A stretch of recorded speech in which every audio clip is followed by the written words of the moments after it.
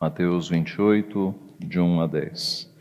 Diz assim a santa, inerrante, infalível palavra do Senhor.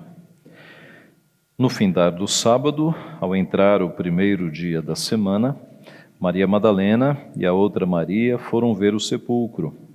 E eis que houve um grande terremoto, porque um anjo do Senhor desceu do céu, chegou-se, removeu a pedra e assentou-se sobre ela.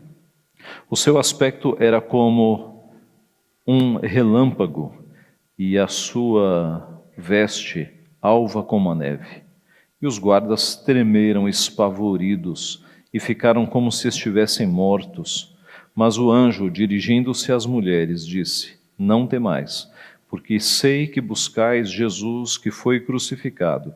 Ele não está aqui, ressuscitou como tinha dito. Vinde ver onde ele jazia. E depois, depressa, e dizei aos seus discípulos que ele ressuscitou dos mortos, e vai adiante de vós para a Galileia, ali o vereis, é como vos digo. E retirando-se elas apressadamente do sepulcro, tomadas de medo e grande alegria, correram a anunciá-lo aos discípulos. E eis que Jesus veio ao encontro delas, e disse: Salve! E elas, aproximando-se, abraçaram-lhe os pés e o adoraram. Então Jesus lhes disse: Não temais, ide avisar a meus irmãos que se dirijam a Galileia e lá me verão. Vamos orar mais uma vez? Pai Santo, Deus bendito, nós te louvamos por tua santa palavra, que é fonte de edificação para a nossa vida, que é fonte fiel dos fatos que aconteceram há tanto tempo atrás e que pela tua providência o Senhor quis que fossem registrados e preservados para o nosso ensino, para a nossa edificação. Nós te louvamos por isso, porque tu és um Deus que fala conosco e pedimos, Pai, nesta hora, a iluminação do teu Santo Espírito, para que as nossas mentes sejam guiadas pelo teu Espírito, que os nossos olhos sejam abertos para nós contemplarmos as maravilhas da tua lei e que o nosso coração seja alimentado pelo Senhor mesmo, edificado pelo teu Santo Espírito, para que a tua palavra, Pai, que é qual espada de dois gumes, ela entre no mais profundo do nosso ser para corrigir as nossas ideias e comportamentos errados e para motivar em nós a obediência ao Senhor. É o que nós pedimos humildemente, em nome de Jesus. Amém. Creio na ressurreição do corpo, na vida eterna. Amém. É assim que termina o credo apostólico, um dos principais credos, uma das principais declarações de fé da Igreja. A ressurreição é, de fato, uma das doutrinas principais da nossa fé. É por isso que os 4 evangelistas, Mateus, Marcos, Lucas e João, registraram não apenas detalhadamente os eventos da morte de Cristo, como também detalhadamente os eventos da ressurreição. É por causa da ressurreição de Cristo, irmãos, que nós temos a certeza de que ele venceu.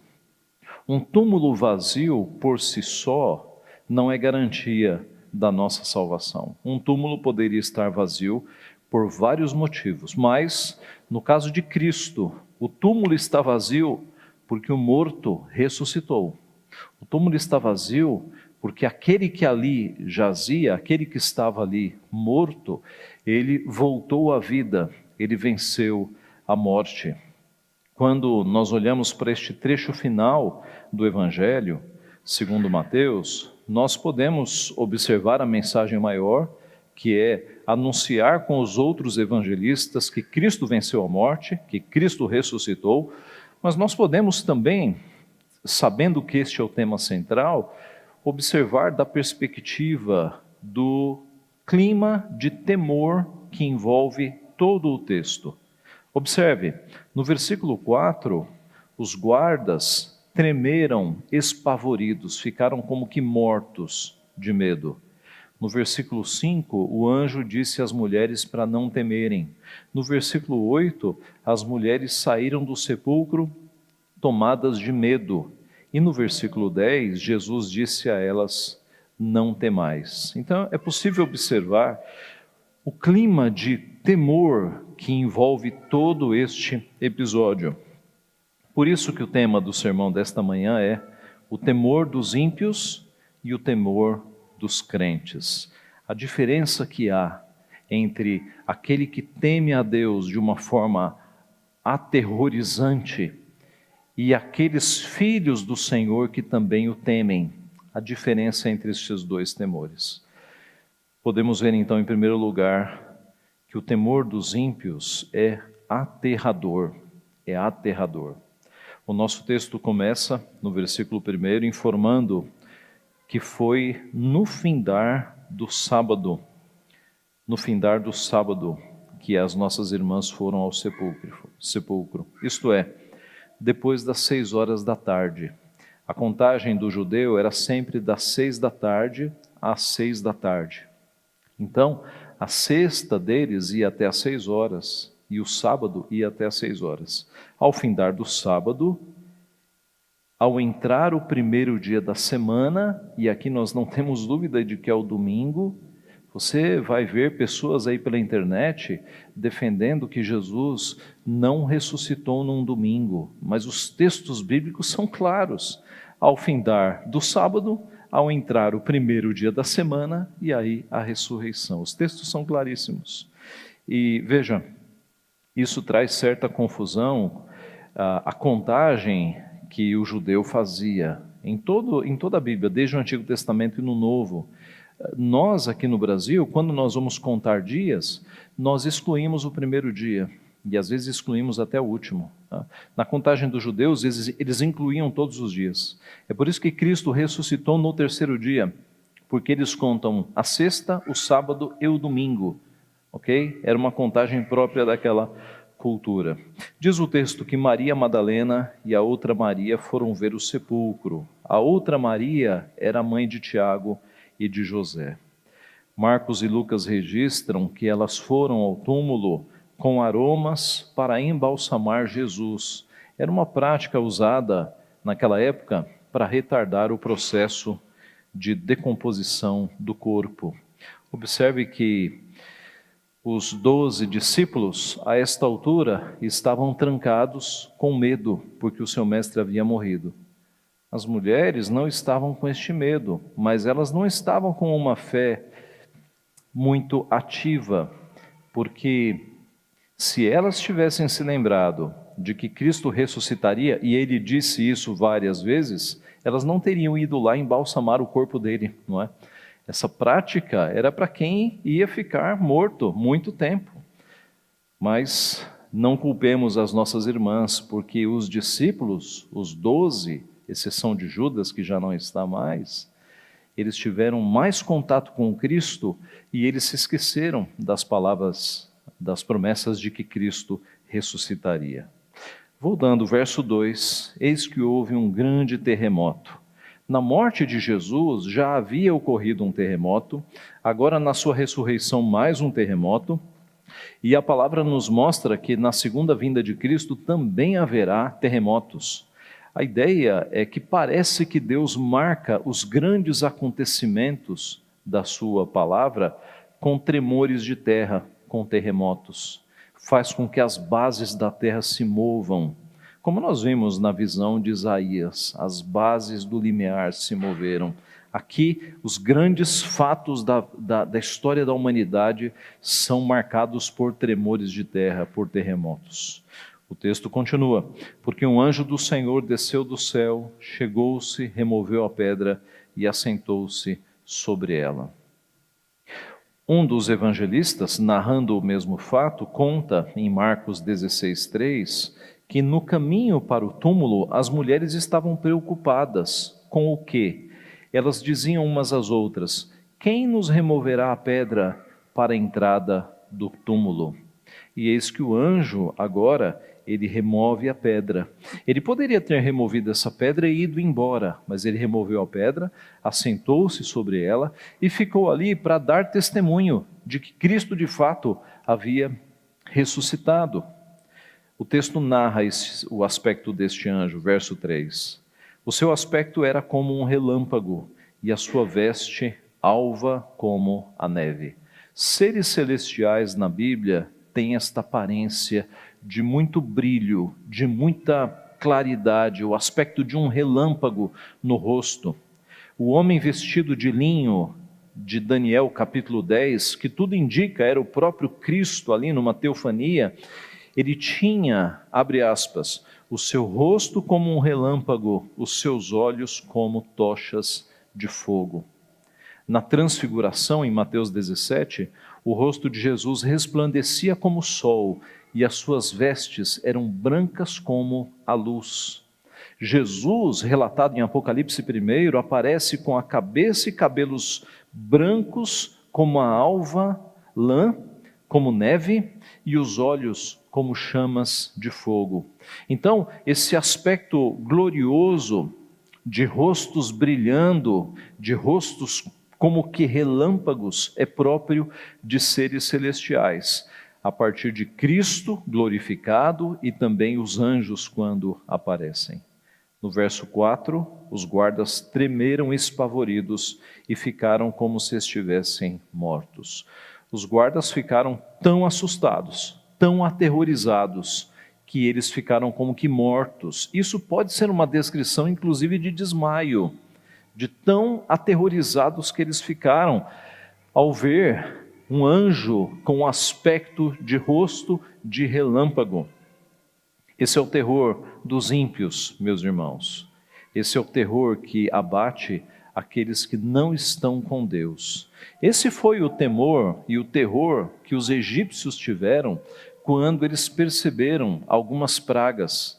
Esse foi o terror que sentiram os ímpios na visão de Asaf, no Salmo 73, que nós lemos no começo do culto. Como ficam de súbito assolados, totalmente aniquilados de terror, escreveu o salmista. Este terror sentiram, por exemplo, as pessoas que encontraram aquele gadareno que havia tido os demônios, a legião de demônios expulsada. Diz o texto que eles ficaram com muito temor do que havia acontecido. Este terror sentiram aqueles que tiveram alguma experiência em que Deus se manifestou miraculosamente. Esse terror sentirão os não crentes na volta de Jesus. Jesus mesmo profetizou, registrado por Lucas 21, o seguinte: haverá sinais no sol, na lua, nas estrelas, sobre a terra, angústia entre as nações, em perplexidade por causa do bramido do mar e das ondas. Haverá homens que desmaiarão de terror e pela expectativa das coisas que sobrevirão ao mundo. Homens que desmaiarão de terror nos fins dos tempos, quando Cristo estiver retornando. Meus irmãos, o temor que os ímpios sentem de Deus é uma coisa aterrorizante, aterrorizante. Foi assim que aqueles guardas se sentiram, e é assim que muita gente se sente. Quando a vida está indo bem, com dinheiro na conta, com festas, com jantares, com baladas, com prazeres, as pessoas não pensam em Deus. Mas basta Deus mostrar um pouco do seu poder e abater um pouco a vida das pessoas, que elas ficam aterrorizadas. Elas ficam aterrorizadas. As pessoas que não estão apegadas a Deus, elas têm muito medo. É um medo angustiante, é um medo que não tem para onde correr, não tem para onde escapar. Basta que alguns episódios aconteçam na vida destas pessoas e elas ficam aterrorizadas. E devem ficar mesmo, porque a morte sem Jesus é algo aterrador.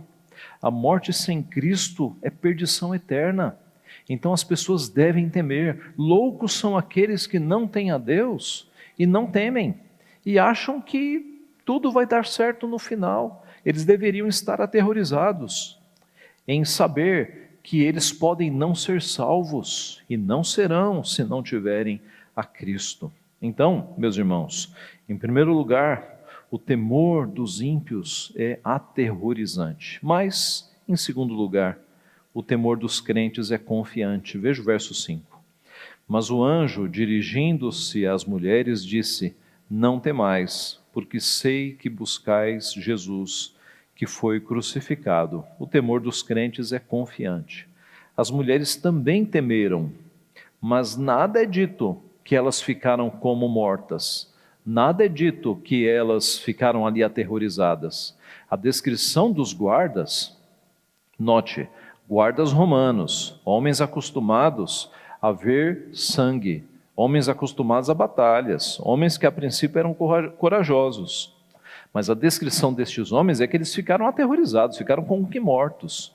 As mulheres não, elas ficaram ali em pé diante do anjo e tiveram um diálogo com o anjo. Elas temeram, mas foi diferente. O temor do crente é diferente. O temor do crente é confiante. Nós sabemos quem nós temos servido. Nós sabemos em quem nós temos crido. O anjo as acalmou, dizendo: não temais, porque sei que buscais Jesus, que foi crucificado. Verso 6, ele não está aqui, ressuscitou, como tinha dito. Como tinha dito. Como tinha dito. O anjo está reafirmando que Jesus havia dito algumas vezes que ressuscitaria. É como que o anjo dizendo para as mulheres: vocês não sabiam? Por que vocês vieram embalsamá-lo? Ele ressuscitou como ele havia avisado. Vinde ver onde ele jazia. Então, o anjo já havia retirado a grande pedra e ele mostrou às mulheres a prova de que Jesus não estava ali, de que Jesus tinha levantado. Possivelmente ali no túmulo havia apenas as faixas. Lembra-se que ele foi totalmente enfaixado, então havia apenas os panos ali no túmulo, mas ele não estava mais lá. Ele não está aqui, ressuscitou como tinha dito. Eis que surge uma pergunta para nós: quem ressuscitou Jesus? A obra da ressurreição foi de quem? Do Pai, do Filho ou do Espírito Santo? A Bíblia diz que foi do Pai. Romanos 6,4 diz: Cristo foi ressuscitado dentre os mortos pela glória do Pai, por meio da glória do Pai. Diz em Gálatas 1:1, Paulo, apóstolo, não da parte de homens, nem por intermédio de homem algum, mas por Jesus Cristo e por Deus Pai, que o ressuscitou dentre os mortos. Deus Pai, que o ressuscitou dentre os mortos. Mas a Bíblia também diz que foi uma obra do Espírito Santo. Romanos 8:11, se habita em vós o Espírito daquele que ressuscitou a Jesus dentre os mortos, o Espírito daquele que ressuscitou a Jesus dentre os mortos, esse mesmo que ressuscitou a Cristo Jesus dentre os mortos, vivificará também o vosso corpo mortal, por meio do seu Espírito que em vós habita. E a Bíblia diz finalmente que o próprio Cristo participou da sua ressurreição. Ele declarou aos discípulos em João 10:18, ninguém atira de mim, referindo-se à sua vida, ninguém atira de mim, pelo contrário, eu espontaneamente a dou, tenho autoridade para a entregar e também para reavê-la, ele mesmo. Em João 2, mostrando ou sendo apresentado as grandezas do templo que Herodes havia melhorado, colocando grandes colunas, ele disse: destruí este santuário e em 3 dias o reconstruirei. Replicaram os judeus: em 46 anos foi edificado este santuário e tu em 3 dias o levantarás? Ele, porém, se referia ao santuário do seu corpo. Qual é a resposta então? A ressurreição foi uma obra de Deus Pai, Deus Filho e Deus Espírito Santo. Nós temos mais uma vez a confirmação da Trindade na Bíblia. É Deus Pai, Deus Filho e Deus Espírito Santo operando. Verso 7. E depois depressa e dizei aos seus discípulos que ele ressuscitou dos mortos e vai adiante de vós para a Galileia, ali o vereis, é como vos digo. Coube então às mulheres o privilégio de anunciar, em primeiro lugar, que Cristo havia ressuscitado. Coube às mulheres o privilégio de dar as boas novas aos discípulos que estavam trancados, com medo. Elas foram as anunciadoras da ressurreição de Cristo. E sobre a informação de que ele se encontraria com eles na Galileia, Cristo já havia dito isso em Mateus 26, 32, diz lá: mas depois da minha ressurreição, irei adiante de vós para a Galileia. Observe como Cristo tinha o controle e o senhorio de todos os detalhes. Cristo já estava dizendo: depois da minha ressurreição, eu vou me encontrar com vocês na Galileia. E agora o anjo confirma. Verso 8: retirando-se elas apressadamente do sepulcro, tomadas de medo e grande alegria, correram a anunciá-lo aos discípulos. Medo e alegria. Essa é uma boa forma de nós descrevermos a relação com o nosso Deus. Temor e alegria. Temor e alegria. Irmãos, é impossível nós não temermos a Deus. É impossível, é impossível. Todas as vezes que Deus se manifestou aos profetas e aos apóstolos, a igreja temeu, as pessoas temeram. Você se lembra do episódio de Ananias e Safira? Quando eles tentaram enganar o Espírito Santo, dizendo que haviam vendido seus terrenos e entregado todo o dinheiro, quando na verdade eles entregaram parte do dinheiro e retiveram a outra. Eles nem eram obrigados a vender e nem eram obrigados a dar toda a parte, mas o ponto é que eles mentiram. Eles quiseram ficar tão bem afamados como ficou Barnabé, porque Barnabé de coração vendeu o que tinha e entregou aos pés dos apóstolos. Ananias e Safira venderam, ficaram com parte do valor, mentiram ao Espírito Santo e foram mortos. Ananias chegou, morreu. Ananias e Safira. Ananias chegou, morreu. Deus executou o seu juízo. Safira chega poucas horas depois e também é morta ali diante de Pedro e de outros discípulos. E diz o texto que isso gerou grande temor diante da igreja. É impossível nós não temermos a Deus, meus irmãos. É impossível. Porque Deus é imenso, Deus é poderoso, Deus é santíssimo. Os anjos da visão de Isaías 6, mesmo sendo santos, porque anjo não tem pecado, eles escondem o rosto e escondem os pés com as suas asas, porque de alguma forma Deus é muito mais santo do que os próprios anjos. Deus é temível, Deus é gigantesco, é impossível nós não temermos a Deus. Se Deus efetuasse aqui uma pequena manifestação do seu poder, que nos fosse visível, nós temeríamos. Se Deus de repente, vou criar um exemplo aqui absurdo, mas se eu dissesse: irmãos, Deus vai se manifestar nos próximos 10 minutos, fazendo tremer essa terra, e isso acontecesse, nós temeríamos. Deus é um Deus temível. É normal então nós temermos a Deus. Aliás, a Bíblia nos diz que o temor ao Senhor é o princípio da sabedoria.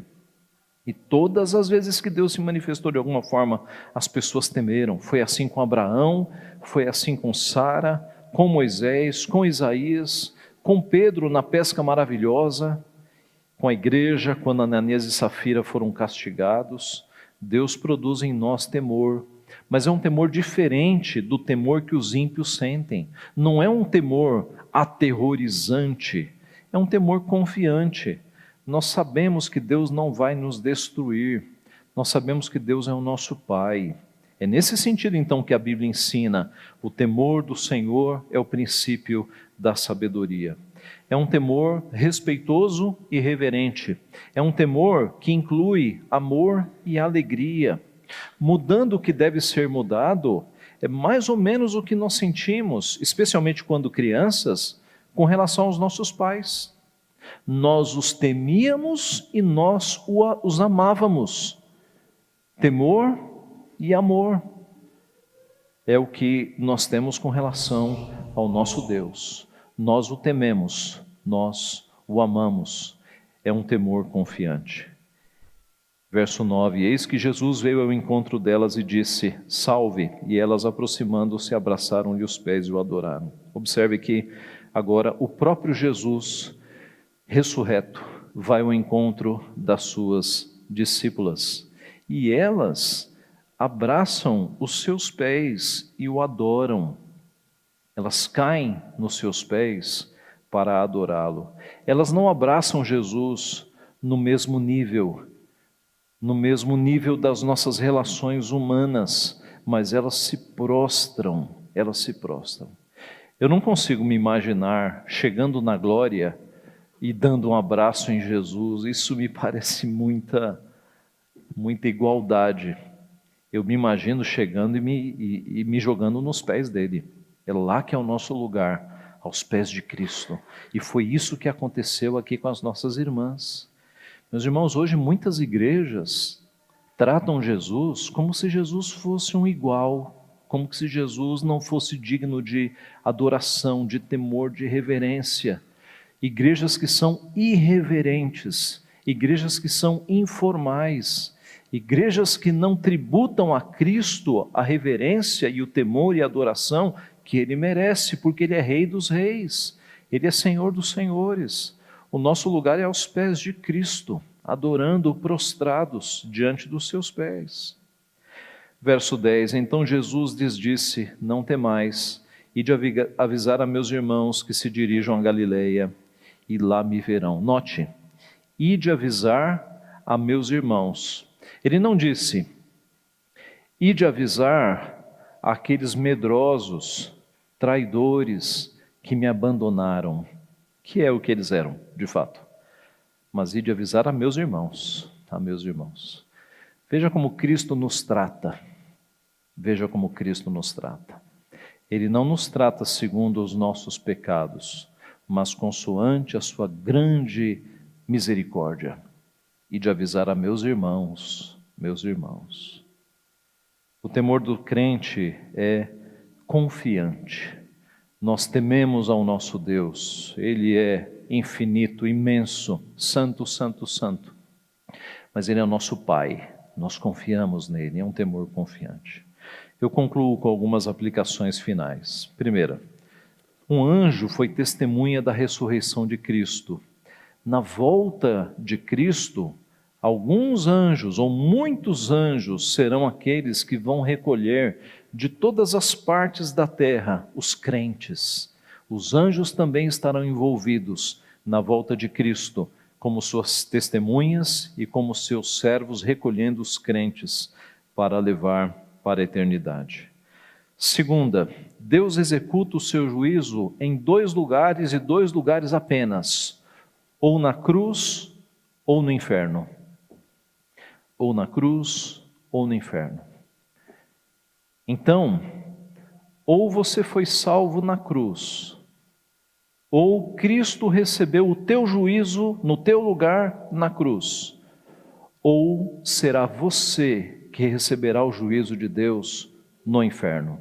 Não existe um terceiro lugar, não existe purgatório, não existe segunda chance, nada. 2 lugares, ou na cruz ou no inferno.